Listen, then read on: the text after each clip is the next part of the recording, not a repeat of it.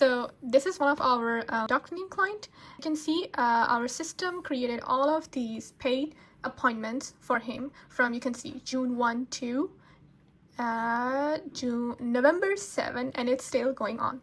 Okay, so what we are doing exactly is that leads is coming from word of mouth or from ads, and then it is directly going to talk to our AI system, and then that system is handling all of the inquiries, code setting, and then appointment booking, rescheduling, if any of the person have any questions, any doubts, if they cannot make it. So our system will handle everything.